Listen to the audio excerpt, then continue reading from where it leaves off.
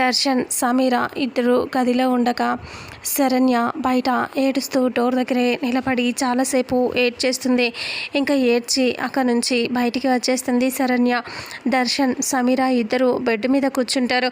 కూర్చొని ఇద్దరు ఇంకా ఒకరి ఫేస్లో ఒకరు ఇలా పట్టుకొని దగ్గరగా కూర్చుని ప్రేమగా చూసుకుంటూ ఉంటారు. వాళ్ళిద్దరూ ఒక్కటవబోతూ ఉంటారు. ఇక అప్పుడే వాళ్ళిద్దరూ ఎంతో ప్రేమగా అన్యోన్యంగా ఉంటే శరణ్య మాత్రం బయటికి వచ్చి ఒక స్విమ్మింగ్ పూల్ దగ్గర అక్కడ కూర్చుని ఏడుస్తూ ఉంటుంది.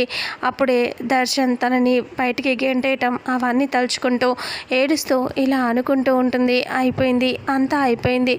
దర్శన్ గారు ఈరోజు ఆమెతో వాళ్ళిద్దరూ ఒకటవబోతున్నారు. ఈ రాత్రితో ఆయన నాకు శాశ్వతంగా దూరం అవుతున్నారు. అంటే ఇంకా నేను ఆయనతో కలిసి ఉండాలి అని అనుకోవటం, అలా ఆలోచించటం ఇంకా నేను చేసే పెద్ద తప్పు అవుతుంది.